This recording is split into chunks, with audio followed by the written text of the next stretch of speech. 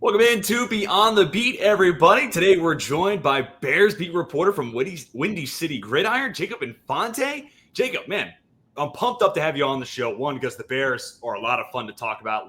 They're a really fun team to just diagnose right now. But I've been following your work for a long time. I've actually been following you for, probably 6-7 years now. So it's really cool to be able to link up and get you on the show, man. Appreciate you carving out some time. Yeah, no, of course. I mean, I'm a big fan of the work that you do as well. So appreciate you having me on. All right, man. Let's jump into it. And what does everyone want to talk about? We want to talk about Caleb Williams. Yeah. So going into year two, obviously super talented, number one overall pick. And now he's got Ben Johnson coming to the mix. This guy who has been the head coaching candidate of head coaching candidates. We get a special cameo there. I love that. But I want to ask from your perspective, what are the things you wanted to see from Caleb going into year two? What are those areas of growth you think he has? And then where do you think Ben Johnson fits into that mix? Yeah, so I think that, clearly you look at Caleb Williams' rookie year, there's still plenty of room for improvement. I think that it was a solid rookie year, all things considered. You still got to see some of that play outside of structure, some of the flashes of, the downfield accuracy. But I do think he needs to be more consistent on vertical route concepts. I guess that timing and the chemistry that he generates with his wide receivers, I think is something that's going to be huge. Ben Johnson, I know he said something in the press conference earlier today that he wants Caleb to be north of 70% completion percentage, which Jared Goff was last year, but that's not something a ton of quarterbacks do. So that's a pretty high bar for Caleb to reach. That makes me think that, okay, maybe it's going to be sort of similar in terms of, you keep Caleb playing in structure and then, you play outside of structure when need be. So I think that's going to be key because it sounds like I don't think that's going to affect the volume necessarily. I still think it's going to be relatively high volume in terms of how often he passes, but I do expect to see, maybe a little bit more emphasis on the short game. Not so much, screens obviously are an aspect of everyone's team, but I think, targeting the middle of the field, getting slants, getting quick outs, things like that, quick ins as well. Just working on the timing for that to consistently move the ball down the field in chunks through the air. I think that's going to be a priority that Ben Johnson really focuses in on. And I think that's one that Caleb knows he can improve on as well. So I'm excited to see how it's all going to play out. We'll see how, practices work out through camp and everything like that. But I'm definitely intrigued to see how it all plays out because there are a lot of pieces in place. So there's obviously potential. It's just a matter of putting it all together. I mean, potential is definitely the word, right? Like if this hot head coaching candidate finally takes a job, he's from Chicago, right? Like that just feels like a natural fit. And now he's got this guy who's the former number one overall pick and not just any number one overall pick, like up in the ranks of Luck, Lawrence, Manning, and all that. Yeah. Now let's transition to the running back situation. That's another area of interest. One part for me, it's just because it's an interesting room to look at. DeAndre Swift, he's had some moments. Rashawn Johnson, haven't really seen maybe what I thought he could have been coming out of Texas, but still fourth round pick, not the biggest value there. And then Kyle Monangai just kind of existing. It's like, for a seventh rounder, let's see where this goes, or for day three pick at least. Let's see where this goes. But then you also throw in the fact Ben Johnson does mix it up between man and gap and gap and zone. And he's going to be variable. Like week to week, year to year, Ben Johnson's going to mix it up. So I'd love to get your read on the order of that running back room, what we can expect from a split maybe, and then maybe how that does fit into Ben Johnson's preference. Who's maybe going to be his gap guy? Who will be his zone guy? Who's the pass catcher in that mix? Love to get your read on how that room shuffles out. Yeah, so honestly, I think looking at the running back room, Swift might be a better fit as a gap sort of running back, just because I think that's one thing that he kind of struggles in, at least in between the tackles, where especially last season, the ball carrier vision wasn't necessarily there. So it's always been his thing. Yeah, like having an understanding of, all right, who's going to be in this area, being able to adapt on a dime of, oh, okay, there's this defender charging in, this offensive lineman's going to go this way, I need to go this way. That might not necessarily be Swift's game, so I think that he might be a bit of a better fit in a gap scheme, which obviously, like you mentioned, Ben Johnson utilizes in some capacity, but I do think from a zone perspective, Roshan Johnson from an inside zone, I'm curious to see what Monangai can do as a zone runner as well. I think that, he showed some really good ball carrier vision during his time at Rutgers. Maybe not the explosiveness that Swift has, or maybe not the power that Roschon Johnson has, but I think he's the most well-rounded out of those three running backs. And I think Travis Homer is going to make the 53-man roster as well. But, that's more from a special teams perspective. I think we're looking at those three as the main actual running backs. And I know that Ben Johnson in particular wants to run a good amount of wide zone. At least that's what he's indicated. I think that bringing in Drew Dalman as the center, who really excelled in that role in Atlanta last season, I think that that's a pretty clear indicator as well. So I think Swift's going to be the main guy in the backfield, at least to start the year. I think that Roschon's going to continue to be the short yardage guy. I know last year, the yards per carry numbers aren't at all pretty with Roschon, but at the same time, a lot of it's because he's taken a lot of his carries at the 1 or the 2 yard line with, either that or it's a 3rd and 1, 3rd and 2 sort of situation, just short yardage back. Monangai is the wild card here because he's someone I think has the chance to take advantage of what's generally a pretty weak backfield compared to the rest of the league. I don't know if Monangai is ever going to be a superstar, but I think that he's got the tools to at least be a solid contributor. I had him. I'd have to go back and check, but I had like a 4th or 5th round grade on him, so early A3. So to get him in the 7th round, I thought was really good value.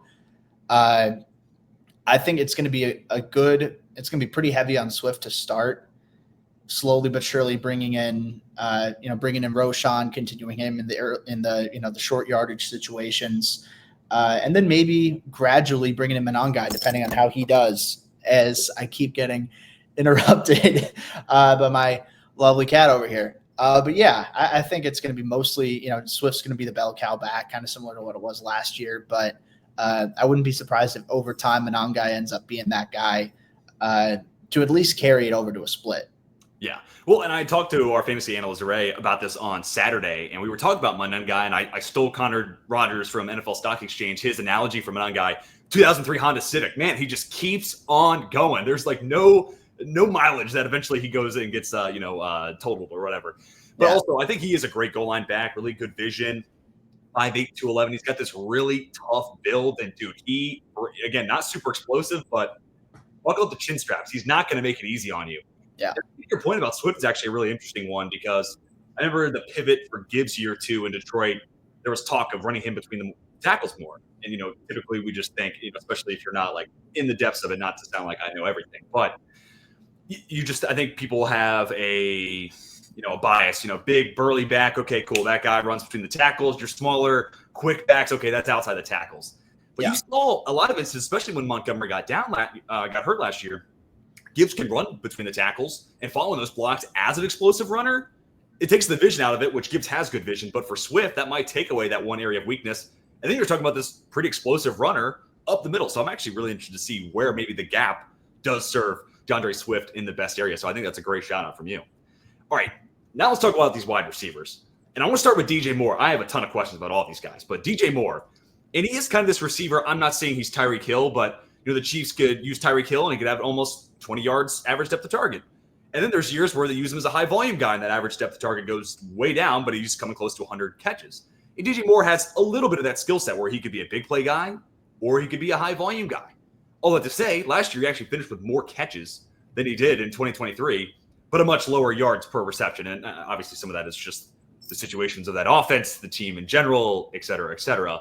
But where do you think DJ Moore fits into Ben Johnson's offense? Is he going to be the high volume guy? Is he a big play guy? And then maybe how does that complement guys like Remo Dunze and the rookie Luther Burden? Yeah, I think DJ Moore is going to be the high volume guy, at least to start this year. I think that last year's usage was, a little bit too simple, in my opinion, at least, where it's, kind of like where, someone's playing Madden and they're like, oh, DJ Moore is really good after the catch. I'm just going to screens the entire time and just make him do his magic. Like, he can do that, but that's not always the most efficient way to utilize him. I think that, at least increasing the average depth of target for sure should be prioritization for DJ Moore. But he's been consistent everywhere he's gone. He's been a high level producer in Carolina, now in Chicago as well. I think he's going to be that main guy to really contribute as like that field side receiver. Odunze, I'm interested in because I think that he has all the potential in the world to be the number one wide receiver in this offense. He's got the size, the athleticism, the physicality, the ball skills. I did expect that he'd be a little bit more refined as a route runner, at least going off of what you saw from him at Washington, where there's some times where it's like, okay, maybe the depth is a little bit wrong here. Maybe the the pattern that you utilize in the stems, you're not going about that the right way. But I think there's all the potential in the world there. I think that, obviously with his size, he's best on the boundary, but he can play out of the slot as well. And Luther Burden, I think, literally I went to Mizzou. I'm a Mizzou fan. So to be able to get Luther Burden, putting my fandom into it, I'm really excited to see what he can do. But he's, tremendous out of the slot. I think he's going to be, I don't want to call him a gadget guy because I think that, again, just shoehorning him into, he's really good after the catch. Let's just do screens. Let's just do jet sweeps and end arounds. I think that's a little, put him in a box. But I think he'd be much more than that, but that's definitely going to be an aspect of how they use him. I wouldn't be shocked if they try him a little bit in the backfield as well. Running routes out of the backfield, the design touches to get him the ball because, I've said even in the SEC, there were times where he looked like a man among boys just with how quick he was and how powerful of a runner he was. And, the ball carry vision, how he knows to extend the play. So that's going to be interesting. And I think that the slot in particular, I'm really intrigued to see how the Bears utilize that because they have, so many guys who can feast out of the slot. All three of those receivers, Colston Loveland as well. And then, Olamide Zaccheaus, who's I think is pretty good depth as your wide receiver 4. That's again another guy who's got big play potential. He's got that speed, the ability to take the ball down the field. It's going to be really intriguing because they've got a lot of weapons. They had a lot of weapons last year, but they just didn't use them correctly. I think now with, on paper, better coaching staff, better offensive line, I think we should see the offense just gel a little bit better. Yeah, and that's where I'm not even a Bears fan here, but that's part of where this becomes so exciting to talk about. There is a plethora of weapons. And, last year, even kind of your Dunze point, some of that's just coaching, right? Like the depth in which you're making the break, the stem of the route, all that sort of stuff. That's just the little details that, no disrespect to Thomas Brown, any of those other coaches, they're coaching at a higher level than I've ever been at. I just don't think it was up to the bar that people had set for the Chicago Bears, just when you look at names on paper. That changes this year with Ben Johnson, and he is coming from this Detroit team who also had a lot of weapons. And week by week, it was like, it's J-Mo's week. Now it's Samuel Porta scoring 3 touchdowns out of the blue. And Amon-Ra is going to get his, and Gibbs is going to get his. So now you give him this other team with a plethora of weapons. I'm like, I can't wait to dive into that. And that kind of segues us into the tight end conversation. And we'll come back to Cole Kmet. I think Cole Kmet, ultimately, especially from a fantasy standpoint, I think there's a lot less range of outcomes. And it's, just unfortunate for him. And I'm a Notre Dame fan. I would have loved to see him have a higher ceiling. But all that said, Loveland's where this gets interesting, especially with the advent of really just the higher usage of tempo in a lot of different offenses last year. I think Colston Loveland becomes like the ultimate tempo weapon for Ben Johnson. This is just from my standpoint. I'd love to hear what you think about this. But considering, his flexibility at Michigan playing the slot, you could play him out wide if you really wanted to, or you could play him in line. I wonder how much the Bears are just going to use tempo and whatever personnel package they catch you in, if they feel like they have a massive advantage. Okay, you have 3 linebackers on the field. Colston Loveland's now in the slot. Good luck with that. Or if we catch you in a really light package, now we're going to go 2 tight ends and we're just going to shove this down your throat. So I really feel like he's kind of like the ultimate wild card really for this offense, just letting Ben Johnson push the levers however he sees best fit. So I'd love to hear your thoughts on Loveland, his versatility, but also maybe how he does unlock that tempo weapon for this Bears offense. Yeah, I think that's a really good point. You take a look at Colston Loveland, the specific skill set that he brings. I know that Cole Kmet's going to get his regardless. He's going to get targets in the passing game. I think he's been, reliable to this point where, he'll be involved in the offense. Sure. And Ben Johnson, even if it's, like I don't have the numbers in front of me, but around like 30% or something, that's still near the top of the league in 12 personnel packages. So I think that you're going to see a good amount of that with Cole Kmet and Colston Loveland. And obviously, like you said, Loveland's ability to play in the slot. if you have two tight ends on the field at the same time, naturally you're going to have to respect the run just because of the size of those guys. But Loveland's a good enough athlete that he can separate in man coverage pretty consistently against these linebackers. He can win in zone pretty consistently, even if you have a nickel back over him, or you go big nickel with the third safety, whatever you want to do. Yeah. He's a very valuable piece in that regard. Where he's not an elite blocker, but he's big. He's big to the point where, all right, you have him and Cole Kmet on the field at the same time. It's a leaning run, so naturally that's where the defenses are going to go. But you have a guy like Loveland who can stretch the field vertically, who can get open. I think it could carry that offense to a whole nother level. So I don't want to say that the Bears' offense is going to be better this year than what the Lions have been the last couple of years. I don't think that's going to be the case, but I think that's something where Ben Johnson didn't really have a ton of in Detroit. I mean, obviously Sam Laporta is one of the best tight ends in the league, but it was a little bit one-dimensional in that, your tight end 2 in Detroit is Brock Wright, solid player, but he has a role. He has a specific niche. He's not really going to do too much outside of that. Sure. You have a lot more flexibility now with both Kmet and Laporta having that tight end combo, which could, on paper, it looks like it could be one of the best in the league. Obviously, I have to see how it looks in execution, but it's, definitely encouraging. And I'm excited to see how they utilize those guys. I expect Kmet to have a little bit more in terms of, the snap count earlier on in the year, but, who knows? I could see Loveland developing into that bona fide tight end 1 by the end of his rookie year. So, a lot of range of outcomes with how Loveland can do, but I think just having him out there, that's a schematic advantage that you're going to have, having a guy like that on your team. 100%. And I'm with you. And I also think Cole Kmet, well, actually real quick, Loveland, comparing him to Detroit with Laporta, I love Sam Laporta, trust me, but those two guys you see in the slot, it's still worlds difference, in my opinion. Loveland is just a different breed of type of receiver and athlete, really. Yeah. But anyways, Kmet's also going to, I think he's going to have a solid year when it comes to touchdown production, because there's going to be times where this offense, I don't want to say lulls you to sleep, because it's going to be a lot of fun to watch, but they're going to get teams out in front, and then eventually that play action, the red zone is going to hit, and it's like, we were looking at Loveland, and there's the other one, and then I feel like Kmet's going to still have a solid year. But yeah, leaving that note, I wanted to toss this to you, and this is a question we love to ask all of our beat writers that come on the show. This is a little bit of the catch-all, and especially for a team like the Bears. There's a lot of noise about a lot of different things, but I want to toss it to you. What's maybe something that you think is going under the radar that our viewers and our listeners should know about this Bears offense going into their fantasy drafts? Yeah, so I'd look at it from an offensive line perspective too. I mean, obviously you're drafting the skill players from a fantasy perspective, so you're doing a lot of research on that. But I think this offensive line has the potential to really be something. I think that last year they were betting a lot on, all right, all these guys, these players have to either bounce back from a bad year the year before, or they have to develop. And Darnell Wright did develop. Braxton Jones, maybe got a little bit better, stayed around the same, but Coleman Shelton didn't, he's an okay starting center. He's good to get beat in humiliating fashion 1 to 2 times a game. Nate Davis was just flat out bad at, right guard. And then Tevin Jenkins, he's good, but again, it's the injury, the availability that remains a concern with him. And that's why he didn't get a massive contract this free agency period. But I think you're bringing in Joe Thuney, someone who's been a first-team All-Pro each of the last 2 years. He's a consummate professional. I think that having him in the mix is going to be huge for the offensive line room as a whole.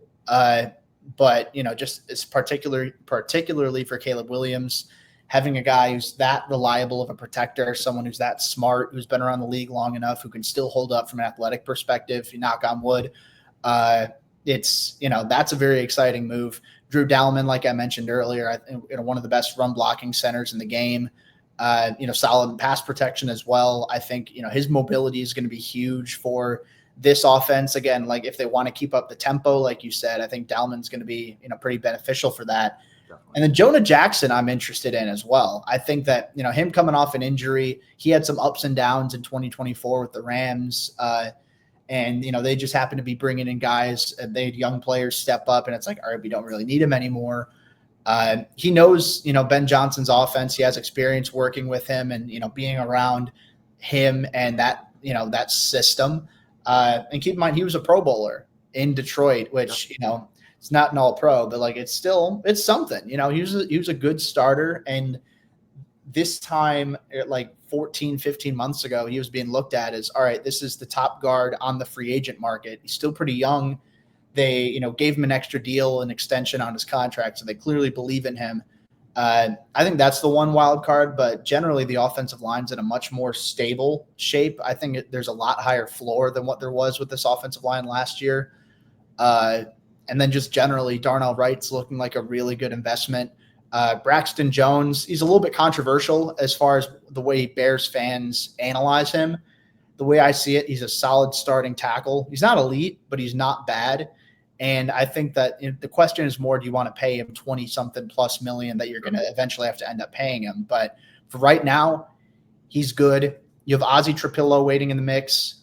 He's someone who has starter potential. Karan Amagaji coming off a rough rookie year, but still now he has a full offseason to be healthy, a full offseason to work in an NFL strength and conditioning program and, have, that a little bit more time in the playbook to digest everything. I think it's going to be really beneficial to him. So I'd say the offensive line is definitely something to look forward to there. Well, that's a perfect segue because I want to ask you a little bit about 2026 prospects. But yeah, Amagaji, I guess now 2 drafts ago, but he was, coming from Yale. That was going to be something that took a little bit of time. Trapillo, that feels like a really nice insurance thing, whether it's an injury somewhere or in the event that you don't want to pay someone down the line, could be someone who becomes a starter by maybe the back half of that rookie contract. But Jacob, since you are, you're working with PFN for your NFL draft coverage. I'm obviously the lead draft analyst here for 32 Beat Writers. I have my running back rankings coming out this week. Very excited about that. Give me a couple names. It could be big names or a couple of maybe under the radar names that have caught your eye so far. Yeah, I mean, there's a lot of different directions I can go. I'll give you a running back and then just a couple other guys. Give me someone to watch for running backs, and I'll for sure. So someone I'm looking for is Justice Haynes out of Michigan. I think that he spent the first couple of years at Alabama. He's been a backup, but the upside is definitely there with him. He's a bigger back. He's a type of guy, maybe a little bit higher in the pads, runs a little bit upright, but he's, good vision, good explosiveness, good power. The tools are there for him to be a breakout guy this year. So fits their identity too, for sure. Absolutely. Oh God, absolutely. I think that's, as far as a transfer opportunity for running back, you can't fit as far as that skill set goes. Yeah. Michigan's the best fit for him. So that's something I'm looking forward to. I'm a fan of this tight end group. I think that there's no superstar of the bunch. There's no like Brock Bowers level of prospect, but we've got a couple of guys, Max Clare from, went from Purdue to Ohio State. My top guy right now. Kenyon Sadiq was Terrence Ferguson's backup last year, but he's a tremendous athlete. I think he has a higher ceiling than Ferguson, maybe a little bit lower floor. Eli Stowers out of Vanderbilt as well. A little bit farther down the list, I also like I got to pick one here. So Tanner Kojal, I'm going to go with. Okay. So he was at Ball State the last couple of years, extremely productive. Top 10 in the nation among tight ends and receptions and receiving yards. Now he's at Houston. So that's going to be interesting to see how they use him. And then I'll throw in someone too on the defensive end. I think that this is a really good edge rusher class. Two sleepers that I like that are going to be first-time starters this year. Anto Saka out of Northwestern is someone who's kind of reminds me a little bit of Mike Green last year, where 2023 he was a rotational guy, but elite flashes. 2024 the production all came together. I think Saka is similar in that he's a tremendous athlete, quick hands, little undersized, but polished pass rusher. And then Cassius Howell out of Texas A&M. I think you see Nick Scorton leaving. You see Shamar Stewart leaving. That's, opens up opportunities off the edge. I know Shamar Turner factored into there a little bit as well off the edge. Howell's just another one of those big, physical, quick edge rushers that are just, extremely talented from a physical perspective. It's just a matter of piecing it all together. I could go on and on, but those are just a couple guys where very early I'm like, I could see breakout potential for these guys. So I'm really intrigued to see how this class is going to turn out. Should be better at quarterback than it was last year. And I think that's going to result in some really talented players dropping down the board and, landing in some really good landing spots for those guys. Yeah, I love it. Those are some great names. I've watched a little bit of Howell for a guy that big too. His spin move Like this guy can move. Like it is almost akin to some of the other guys from last year's draft where it's like you're big, but you move pretty well for that size. So he's interesting. Another tight end that like later on the list, but I watched a little bit of Jack Velling. I'm kind of interested to see where that takes me. I got to continue on with that journey too. So very curious about that. And then I won't say anything about the running backs as much as I really want to talk about guys like Quentin Joyner and Damon Claiborne. Some of the guys I've been watching the last couple of days. They're hashtag fun to watch. Let's just say that. We'll call that a tease. We call that a tease here in the media biz. So I'll leave that for the viewers to watch on Friday. But Jacob, man, I want to say thank you so much for joining the show. And where can the people find your work? Yeah, so you can find me on Twitter/X. You can find me there at Jacob Infante 24. That's just my name, like it is at the bottom of the screen, no space, 24. Windy City Gridirons, where you can find my Bears stuff. I do some NFL draft stuff over there as well.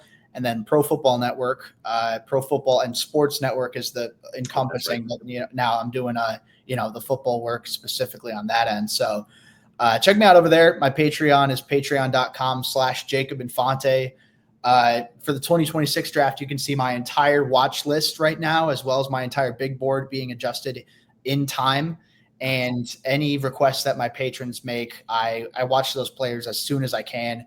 And give them like my entire notes on those players individually. So if you want a nice little, inside scoop on how the draft scouting process works, feel free to check that out as well.